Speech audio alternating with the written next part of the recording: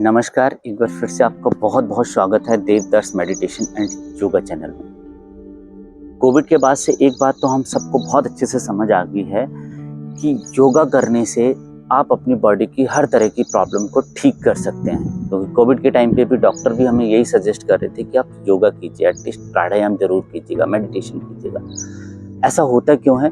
क्योंकि ये जो बॉडी है हमारी 5 लेयर बॉडी है। सबसे ऊपर जो बॉडी हमारी दिखती है ये फिजिकल बॉडी है, उसके बाद आती है हमारी एनर्जेटिक बॉडी, उसके बाद आती है हमारी मेंटल बॉडी, उसके बाद इंट्यूशन बॉडी और स्पिरिचुअल बॉडी। अब जितनी भी प्रॉब्लम्स हैं, जितनी भी बीमारियां हैं, वो आपकी फिजिकल बॉडी में प्रॉब्लम क्रिएट करती हैं। अब इस फिजिकल बॉडी को प्रॉपर एक्टिव रहने के लिए, बॉडी पार्ट्स को काम करने के लिए एक एनर्जी चाहिए होती है, और वो एनर्जी सप्लाई होती है हमारी एनर्जेटिक बॉडी से।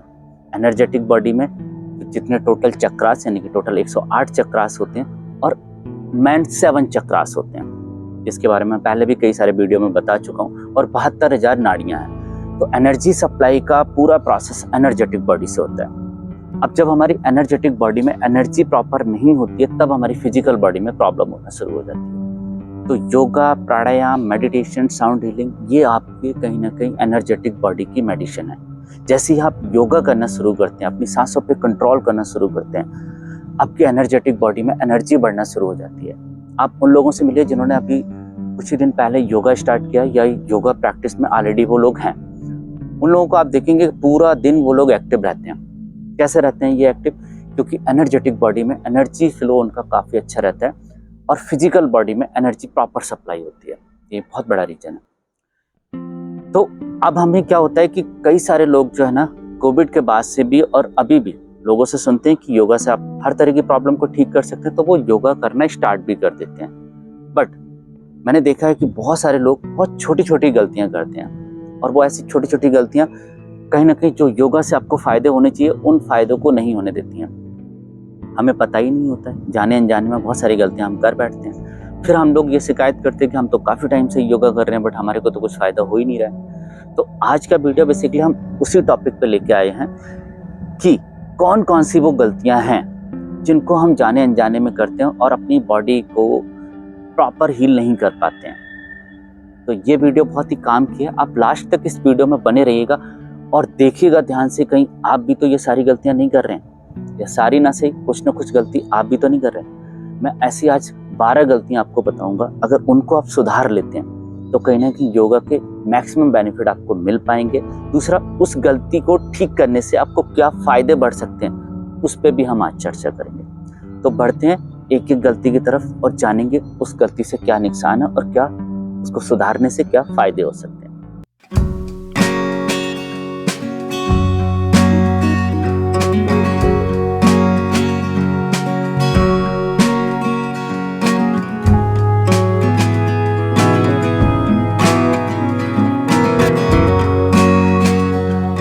हम जानेंगे ऐसी 12 गलतियों के बारे में जिनको अगर हम सुधार लें तो कहीं ना कहीं हम योगा के मैक्सिमम बेनिफिट, मैक्सिमम फायदे ले सकते हैं। तो पहली गलती अगर हम देखें तो कई लोगों को आपने देखा होगा बिना योगा मैट के योगा स्टार्ट करते हैं। कई लोग पार्क में वॉक वगैरह करने जाते हैं, फिर डायरेक्ट जमीन पे बैठ के प्राणायाम या योगा स्टार्ट कर देते हैं। डायरेक्ट हार्ड सरफेस पे आने से हमारे को कई बॉडी पेन, एक तो हमारा पोस्चर ठीक नहीं रहता है जिसकी वजह से बॉडी में पेन वगैरह होना शुरू हो जाता है। लाइक जैसे अगर आप घुटनों को ही ले लीजिए, घुटने अगर जैसे हार्ड सरफेस में आते हैं, घुटने में आपको प्रॉब्लम होना शुरू हो जाती है और प्रॉपर एनर्जी आपकी बॉडी में एक्टिव नहीं हो पाती है। तो हमेशा कोशिश कीजिएगा कि जब भी आप योगा स्टार्ट करें, नीचे कोई आसन या मैट जरूर लगा के रखिएगा, जिससे कि आपका पोस्चर ठीक रहेगा, आपका आसन परफेक्ट होगा। दूसरी गलती में अगर नज़र करूँ तो कई लोग जो है ना, आरामदायक कपड़े नहीं पहनते हैं। हमेशा योगा करते टाइम आप ये कंफ्यूज रहते हैं कि कैसे कपड़े हम पहने। तो हमेशा ऐसे कपड़े पहने चाहिए जिनको योगा करते टाइम आपको किसी भी तरीके की दिक्कत ना हो। यानी कि योगा जब भी आप करें तो आरामदायक कपड़े पहनने की कोशिश कीजिए। बहुत ज़्यादा टाइट कपड़े ना पहनिए। टाइट कपड़े पहनने से प्रॉपर आपका योगा नहीं हो पाएगा।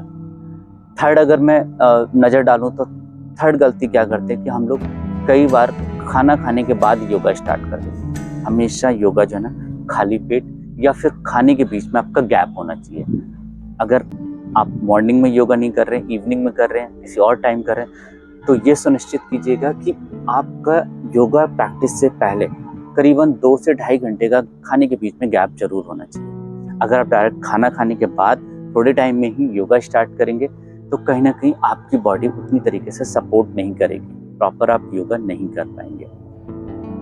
आगे मैं और गलती की बात करूं तो कहीं ना कहीं कई सारे लोग बिना सांसों को कंट्रोल किए योगा करना स्टार्ट कर देते। बिना सांसों के कंट्रोल होता क्या है, बेसिकली जब हम योगा करते हैं तो हमें प्रॉपर अपनी सांसों पे ध्यान लगाना होता है। मतलब हर एक आसन में आपको इनहेल और एक्सहेल भी करना होता है।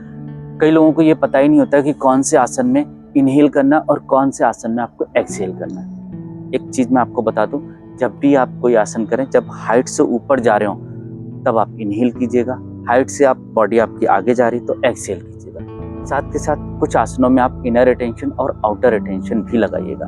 तो हमेशा ध्यान रखिएगा कि हर आसन में आपका इनहेल और एक्सहेल प्रॉपर अपनी सांसों पर प्रॉपर कंट्रोल होना चाहिए। नेक्स्ट अगर मैं गलती की बात करूं तो लोग अलाइनमेंट का ध्यान नहीं रखते हैं। कई बार आपने देखा होगा कि हमने आसन देखा किसी वीडियो में, यूट्यूब पे किसी से सुना और खुद से करना स्टार्ट कर देते हैं। अब उस आसन में प्रॉब्लम क्या होती है कि अगर आपका सही अलाइनमेंट नहीं है तो कहीं ना कहीं इंजरी होने की प्रॉब्लम रहती है, बॉडी पेन आपको स्टार्ट हो जाते हैं। तो इन सारी गलतियों को अगर आप दूर करना चाहते हैं, इन सारी समस्याओं को दूर करना चाहते हैं तो हमेशा सही अलाइनमेंट, सही तरीके से आप योगा को समझिए, उसके बाद स्टार्ट कीजिएगा। नेक्स्ट अगर गलती की बात करें तो कई सारे लोग क्या करते हैं, दूसरों से अपनी तुलना करना शुरू कर देते हैं। दूसरों से तुलना करना मतलब कि कई बार अगर हम ग्रुप में योगा कर रहे होते हैं तो हमें ऐसा लगता है कि अगर ये योगा कर पा रहे हैं तो हम भी उसी तरीके से ही योगा करेंगे, उतना ही परफेक्ट योगा हम भी करेंगे।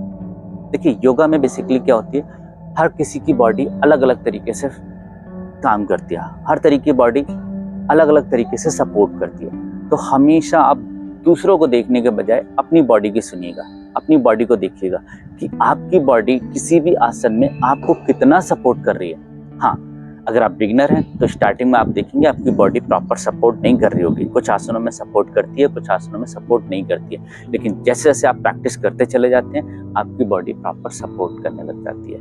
तो हमेशा अपने आप को देखिए, जितना बॉडी आपकी अलाउ करे उतना आप योगासन में जाइएगा। फोर्सफुली किसी भी आसन को करने की कोशिश मत कीजिएगा। नेक्स्ट अगर गलती की बात करूं तो लोग बिना वार्म अप के योगा स्टार्ट कर देते हैं। जब हम वार्म अप करते हैं, वार्म अप से क्या होता है कि बॉडी हमारी हीट यानी कि मसल्स हमारे नॉर्मल हो जाते हैं, यानी कि किसी भी आसन में जाने के लिए आपकी बॉडी अलाउ करती है आपको। तो हमेशा ध्यान रखिएगा जब भी आप योगा अभ्यास अपना स्टार्ट करें उससे पहले थोड़ा सा वार्म अप जरूर कीजिएगा। वार्म अप में आप कुछ भी कर सकते हैं। आने वाले टाइम में मैं आपको कुछ वार्म अप के कुछ सीक्वेंस की वीडियो भी बताऊंगा, उनको भी आप देख सकते हैं। तो हमेशा योगा प्रैक्टिस से पहले थोड़ा सा वार्म अप, उसके बाद योगा अभ्यास आप स्टार्ट कीजिएगा। नेक्स्ट गलती की बात करूं तो कई सारे लोग योगा के सीक्वेंस को फॉलो नहीं करते हैं। ये बहुत बड़ी गलती है, मैं आपको बताऊं। अक्सर होता है क्या है, योगा का भी अपना एक सीक्वेंस होता है, सीक्वेंस वाइज योगा करना होता है। हम कई बार क्या करते हैं, कभी कोई सा भी आसन करने लग जाते हैं, कभी कोई सा भी आसन करने लग जाते हैं, जिसकी वजह से भी हमें योगा के पूरे फायदे नहीं मिल पाते।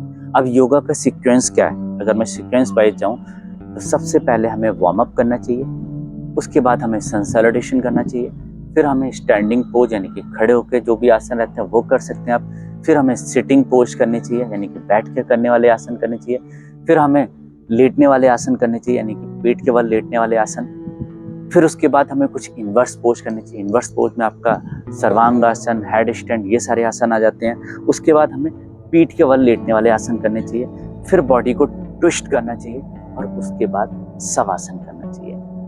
तो अगर इस सीक्वेंस से अगर आप अपने योगा अभ्यास को जारी रखते हैं, आप यकीन मानिएगा आपको मैक्सिमम फायदे मिलेंगे। नेक्स्ट गलती की बात अगर मैं करूँ तो नेक्स्ट गलती क्या है, लोग सही डाइट फॉलो नहीं करते हैं। देखिए योगा स्टार्ट करने से पहले कोई ना कोई रीजन होता है, किसी को अपना वेट लॉस करना है, किसी को कुछ प्रॉब्लम है, बट जैसे हम योगा प्रैक्टिस शुरू करते हैं हमें लगता था हम तो बहुत ज़्यादा योगा कर रहे हैं तो हम तो कुछ भी खा सकते हैं। हमेशा 70% डाइट और 30% एक्सरसाइज हर चीज़ में फॉलो करती है। तो आप ये भी सुनिश्चित कर लीजिएगा कि क्या आपने योगा अभ्यास शुरू किया है, अपनी डाइट को आपने सुधार किया।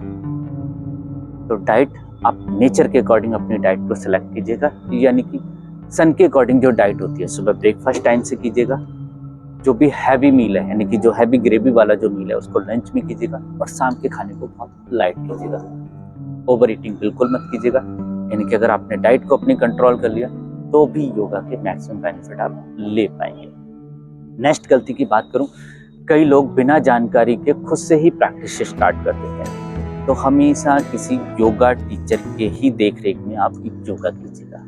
ये उस केस में है जब आपको योगा की नॉलेज नहीं है। अगर आप योगा की जानकारी रखते हैं तब आप खुद से प्रैक्टिस कर सकते हैं। अगर आपको नॉलेज नहीं है, आप बिगनर हैं, तो हमेशा किसी योगा टीचर की देखरेख में ही योगा कीजिएगा कि वो आपको हर गलती के बारे में बता सके, आपके अलाइनमेंट को बता सके, आपके पोस्चर को ठीक कर सके, इनहेल एक्सहेल को प्रॉपर बता सके, जिससे कि आपके योगा के मैक्सिमम बेनिफिट मिल सकते हैं। एक गलती हम लोग और करते हैं, जब भी हम अपनी योगा सेशन को फिनिश करते हैं तो कई सारे लोग ऐसे मिलेंगे आपको जो बिना शवासन करे हुए उठ जाते हैं। एक्चुअली शवासन जस्ट लाइक एक मेडिटेशन है जो आपकी बॉडी को, आपके मसल्स को बहुत ही ज़्यादा रिलैक्स करता है।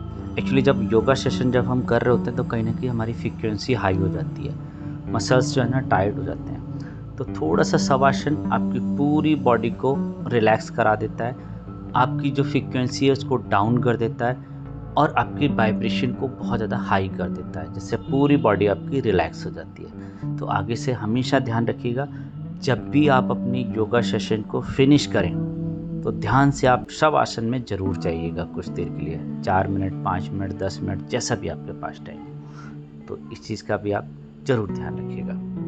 तो ये कुछ गलतियाँ थी। इन गलतियों पे अगर आप थोड़ा सा नज़र डालते हैं कि अगर अपने योगा अभ्यास में इन गलतियों को हम ना करें, तब आप देखेंगे कि आप अपने योगा के मैक्सिमम बेनिफिट ले पाएंगे।